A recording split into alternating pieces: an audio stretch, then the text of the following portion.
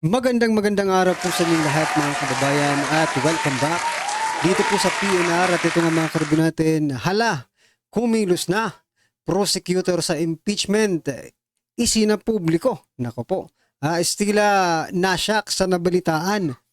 So yan mga kababayan, patungkol po riyan ang ating alamin at bibigyan ng komento ngayong araw na ito. Pero bago pong lahat, kung di ka pa nakapag-subscribe sa ating munting channel, please don't forget to subscribe at palike na rin po ng video ito. Maraming salamat po. At ito na nga, simulan na po natin to. Samayaan bayan ko sa magnanakaw na tao.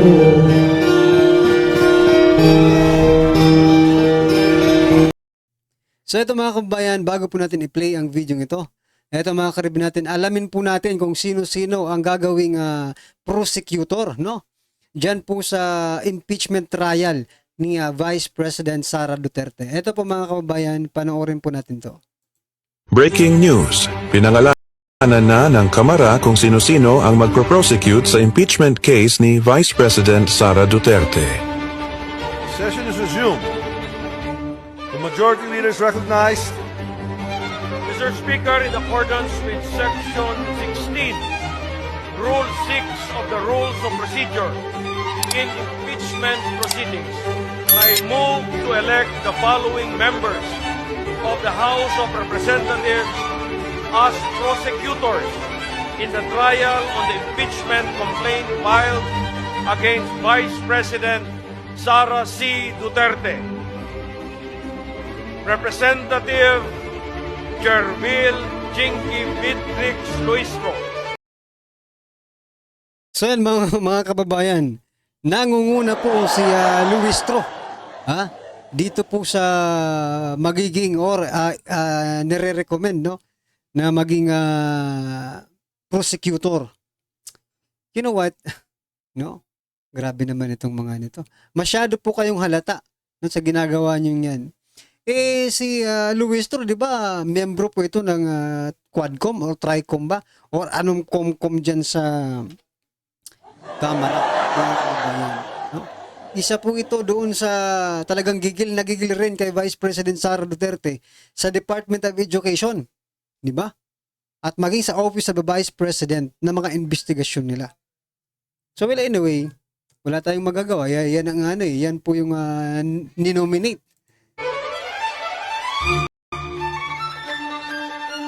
Representative Romeo M. Acop. So yan mga kababayan, pangalawa si Acop. Nako, isa rin to, no mga kababayan. Akala ko dati talaga, personally mga kababayan, akala ko po talaga, nung, kasi sa panahon naman ni PRRD, matitino naman ang mga utak nito eh. Hindi ko lang alam kung bakit ngayon nagkakaganito sila. Well, anyway, wala tayong magagawa. Silang may kakayahan no na para nominate no to na maging prosecutor diyan. Pero what do you think? Magiging fair ba si Acop sa kanyang pagdidesisyon against this impeachment? Yun yung tanong diyan eh, no? Kailangan dapat magkaroon ng fairness mga kababayan yung kanilang mga prosecutor. Not leaning to the other side and to the other side, mga kababayan, no? Dapat nasa neutral para makita, kasi ito, I think kahit anong sabihin dito ni Vice President Sara Duterte, talagang yung mga utak nito, they are stick to the plan na eh, no? Kahit anong gawing paliwanag dito, mga sarado na po ang mga utak nito.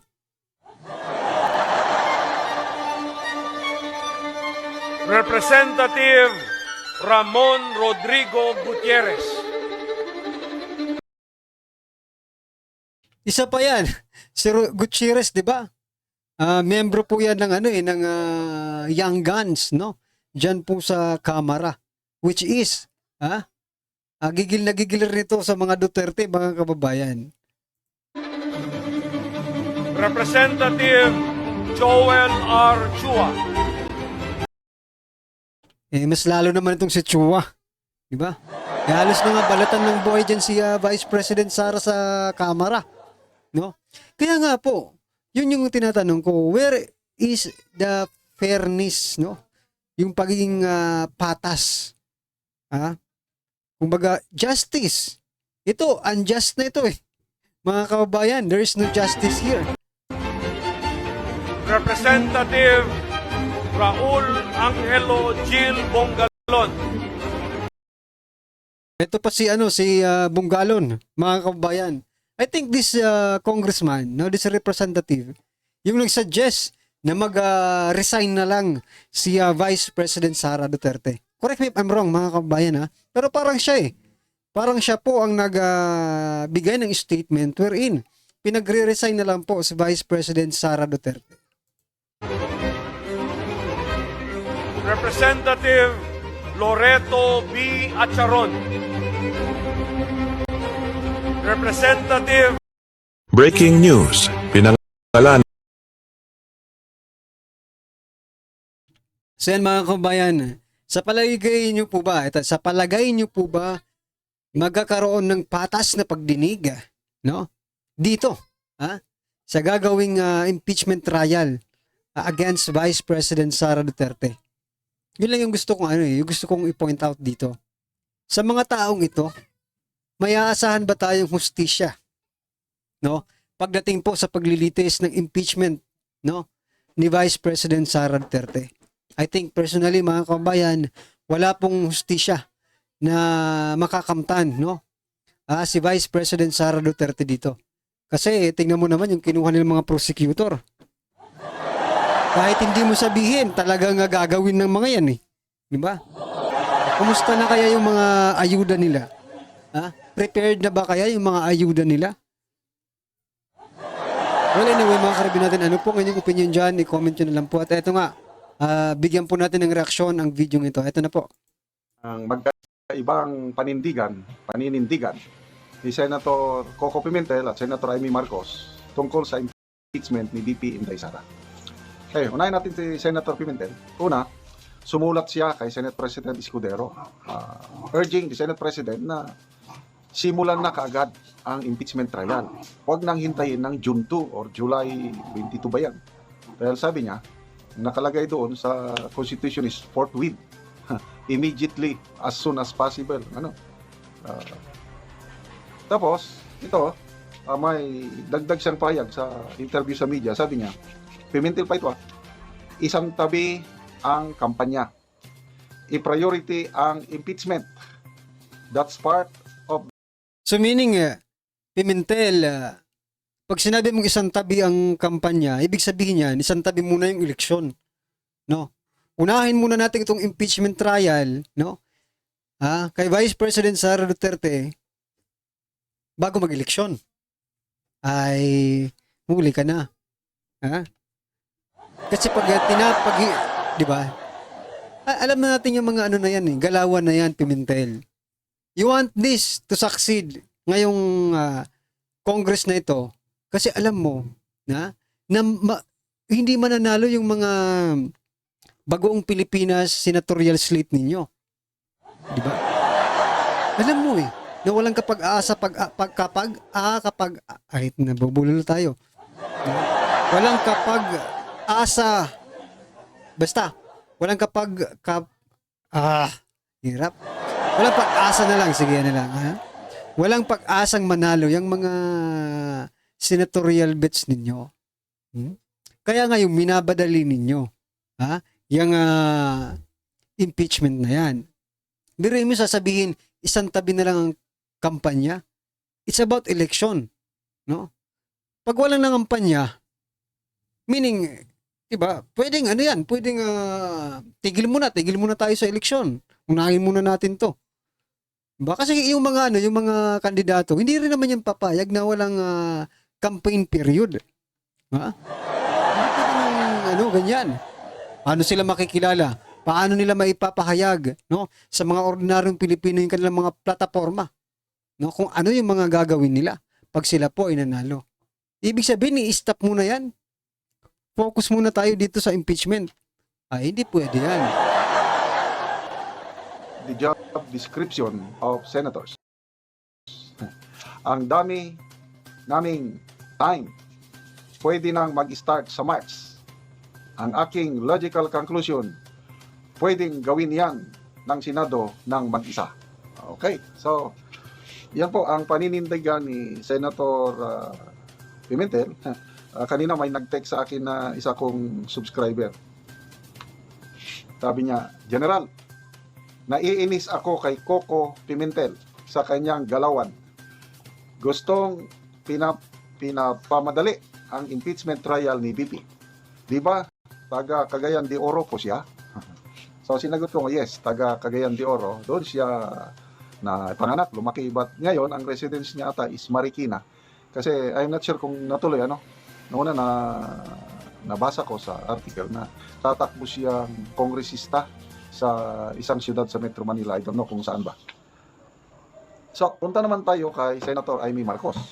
Ano ang kanyang paninindigan sa impeachment? Ito, may napanood ako sa Facebook reel sa loobin ni Senator Amy tungkol sa hidwaan ng Marcos Duterte at nung tinanong siya tungkol sa impeachment, yon, nagpahayag siya.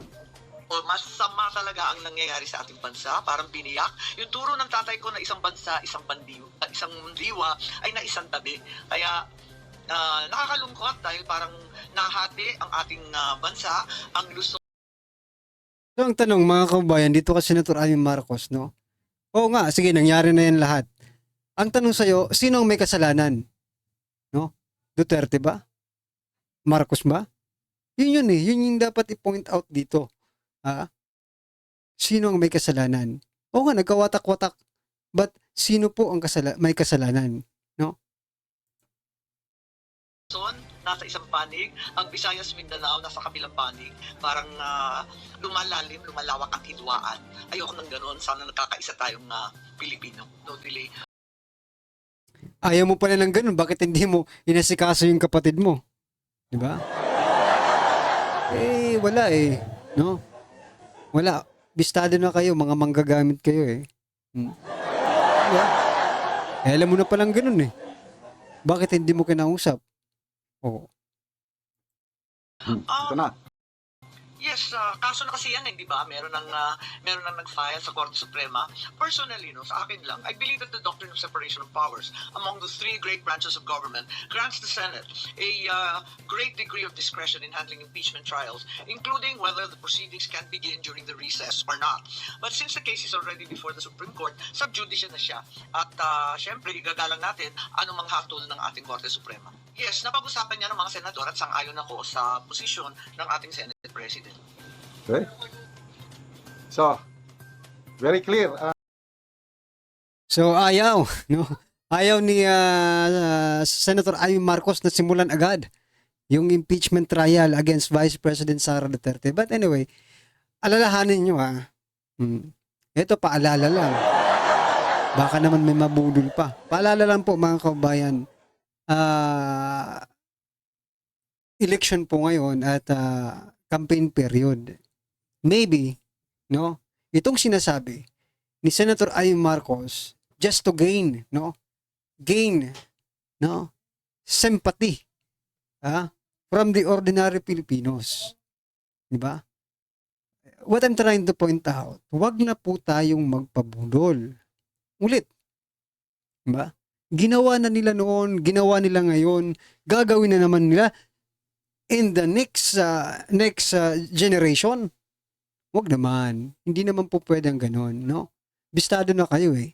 Mga manggagamit kayo. Pero anyway, nagpapasalamat kami sa stand mo ngayon.